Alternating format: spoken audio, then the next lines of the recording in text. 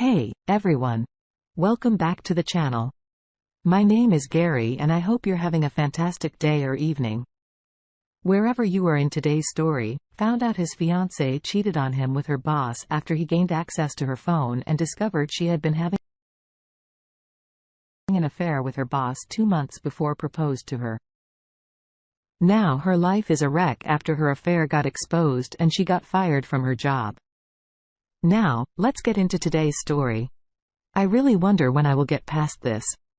I and my fiancé have been together for 6 years. I proposed to her during COVID and she was actually having an affair when she accepted my proposal.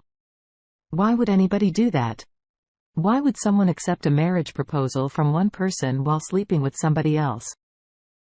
Anyway, this is a long post. I have been typing it out for weeks. It is therapy for me in a way. Not really looking for any advice, just trying to empty myself out somewhere and tell my story. I'm a pretty awkward guy. I've never been big with the ladies, but when I met my fiancée, let's call her Best, I was head over heels in love. Within a minute. I had never been in love before, but I knew she was the one I wanted to spend my life with. As soon as I met her, for some reason, she seemed to really like me as well. And we were talking about kids and moving in together. By the end of the week, the time up until Discovery Day was great. At least it was for me. It obviously couldn't have been that great for Bess.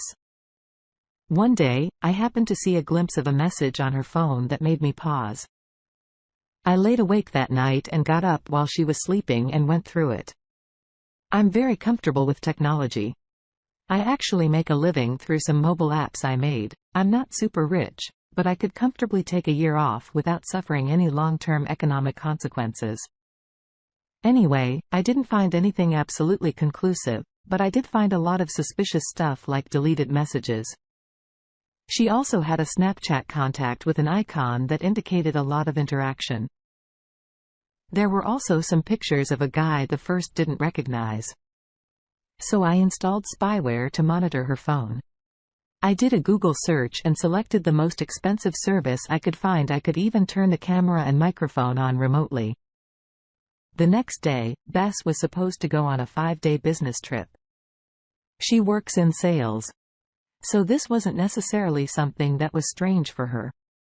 As soon as she was out the door, the messages started going back and forth. I was devastated. I vomited several times. I just couldn't believe what I was reading for a long time. I refused to accept what it meant. I became obsessed and started going through everything I could get access to. I found out their affair had started more than 2 months before I proposed to her affair partner. A work colleague was a married man, 10 years older than her, with 3 children and a wife that was 7 months pregnant. At this point, the final insult that day was when I could hear them in action in a hotel room where they professed their love for each other. They talked about running away and starting a new family. I was totally distraught. I had no idea what to do. I didn't have the guts to call and confront her. In the end, I ended up calling my best friend since childhood. Let's call him K. K grew up in a Brazilian household. He was already tough as nails when he and his mother moved in next door when I was 12. This was in the UK. By the way, K didn't know a word of English. But over the first summer, we became close friends and I learned some Portuguese and he learned some English. I guess we bonded so strongly through a shared trauma. Me and K have been inseparable since, which is kind of weird because I'm a shy, awkward nerd. K is very popular and not afraid of anything. Unlike me. I told K everything and showed him the messages and the emails I managed to uncover. He was silent for a long time. He told me that he couldn't give me any specific advice because this was something I had to deal with. I had to deal with this the way that was right for me. He then proceeded to remind me about a girl he had been with that had cheated on him. He went nuclear and exposed her to family and friends and then did no contact. I had no idea what to do for the next few days. We packed all her stuff and drove it to a storage unit, then changed the locks on my apartment and prepared to pick her up from the airport. Bess was all happy and laughing when she got into the car. But then she instantly noticed that something was wrong with me. I just told her I wasn't feeling well. Kay smiled at her and told her I had a fantastic surprise plan for her at her parents' house. I didn't say anything. Not a single word. The entire trip. I tried to not let her see my face, and I faked a smile as best as I could. From the moment Bess got into the car, the rest of the day seemed like it played out in slow motion. I had already talked to our parents the day before and told them we were coming by. I told them I had a surprise announcement to make. When we arrived, there were hugs and smiles, and I almost backed out at that point. I love her parents. They've been so good to me and always made me feel welcome soon. Bess was sitting on the sofa in between her parents. At some point, someone asked about the big surprise. Kay encouraged me to go on. I started off by telling her parents how fond I was of them and how grateful I was that they had welcomed me into their family and treated me in such a way that I always felt welcome. Then I choked up for a few minutes. I had this entire speech planned out. It was eloquent and composed. I totally forgot my speech. So I just blurted it out. Bess has been cheating on me with a work colleague that has kids, and his wife is 7 months pregnant. The engagement is off, the wedding is off. Our relationship is over. Bess, your stuff is in the storage container. I just dropped the key on the floor. This is goodbye forever. I walked out while everyone was just sitting there silent. I heard Kay tell them that I needed time to heal and to not contact me unless it's absolutely necessary. In the car, Kay told me to post to the Facebook group. The Facebook group was where we were planning the wedding. Everybody was on there. My entire family, her entire family, friends, everyone. I posted a short message almost identical to what I told her parents and then disconnected from the group. Kay kept telling me he was proud of me, that one day I would look back at this and be happy that I stood up for myself. I was just stunned. Nothing about this felt good or real. The next planned stop was the affair partner's wife. When she opened the door, I just blurted it all out and didn't even introduce myself. I'm pretty sure she slapped me at some point as I gave her a thumb drive with the evidence on it. Her husband came around the corner behind her. His wife immediately started screaming and told him to get lost and not come near her. He tried making excuses. But as soon as he took a step forward, Kay was right up in his face instantly. You heard the lady get out after a bit more back and forth. He eventually packed a bag and scuttled off. Kay talked to his wife for a while, and I was just trying to process my screwed up life in my mind. In the end, we were invited inside the house of Kay's mother and agreed to spend the night there until her father could arrive the next morning to pick her up. She was scared her husband would turn back up, and she did not want to be alone inside. I was treated like I had turned invisible. No one saw me or noticed me. I just sat there crying silently. I understand she was in a much worse situation than me because I was not married and did not have kids. At some point, they all fell asleep while I still sat there crying. I decided that I was going to just end it. I started looking for pills, but I couldn't find any. I just couldn't get my head around what was happening. Her father arrived at 5:30 in the morning, and I opened the door to let him in. He calmly asked me some questions and if I was okay. He then went inside to find his daughter while I just stood there holding the door. Shortly after Kay came out to talk to me, I stared at him for a minute. Then I just passed out. I woke up in the hospital, and it's now been 3 months since this happened. Stayed with me the first few weeks after I returned home, because he was scared I was going to try and off myself again.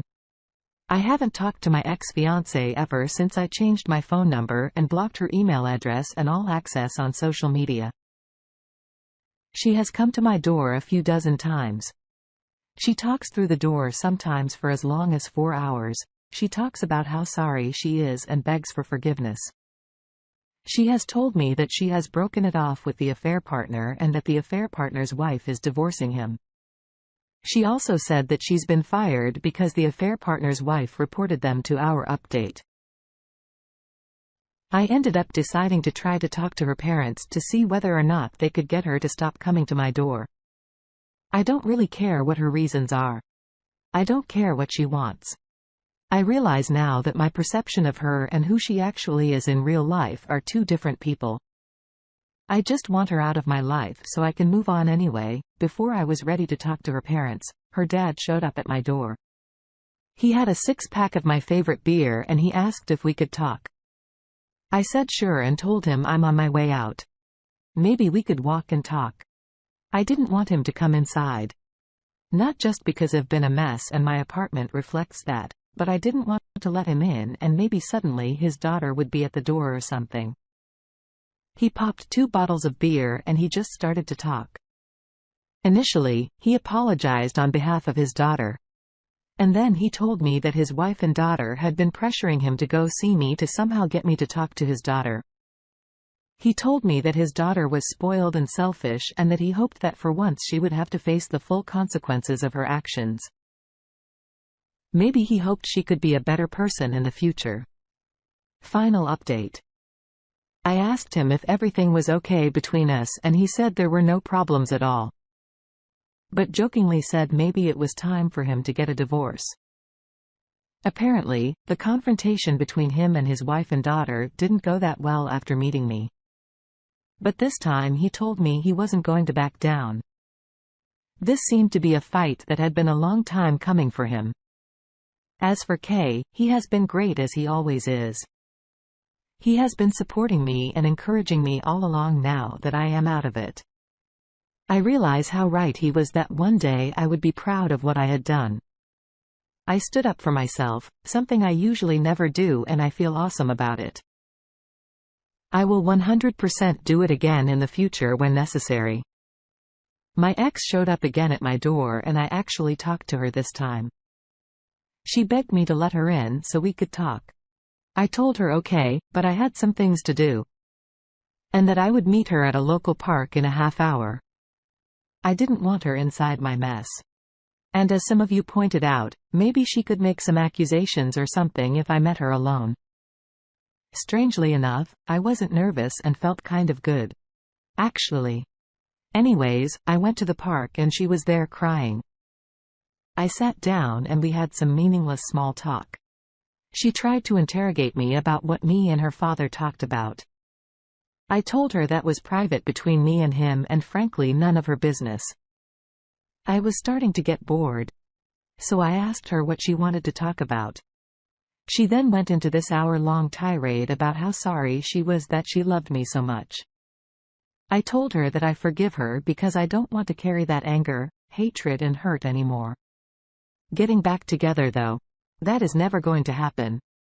People who love other people don't do what she did to me. I can never trust her again. She cried hysterically and I sat there and watched. It was strange because I have never felt that detached from anybody.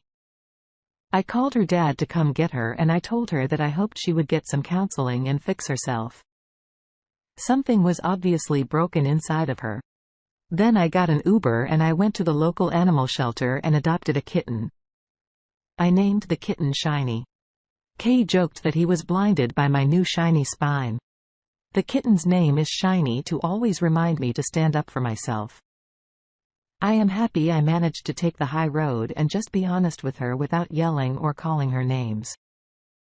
I've been playing with my amazing kitten, having a lot of fun, and Kay is coming over later to play some video games and swing down some beers. I am sad about my ex. I feel sorry for her. I will miss the good times we had, but I am also relieved that I am done with this. Now, I received some hard, uncomfortable truths from some of you, but it was what I needed to hear. Wow! I'm very happy to hear about the support system you've had around you during this difficult time period in your life. Your friend Kay sounds like a great lifetime friend to have around. Also, you definitely can't go wrong with having a kitten to keep you some company. They say that a dog is a man's best friend, but in this case, your kitten will be your best friend along with Kay. It's also great to hear that your ex-fiancé's father had so much understanding of your situation. He appears to be a great man and a selfless person. What you have gone through is absolutely tough. But I can tell you are trying to make the best of it. And most importantly, you learned how to stand your ground. I wish you all the best. Thanks for taking the time to listen to today's story. Don't forget to like and subscribe if you haven't already done so, and comment below on what your thoughts are on today's story. If there's a story you would like to share with me about your own situation or someone else's, then please do not hesitate to contact me. Take care everyone.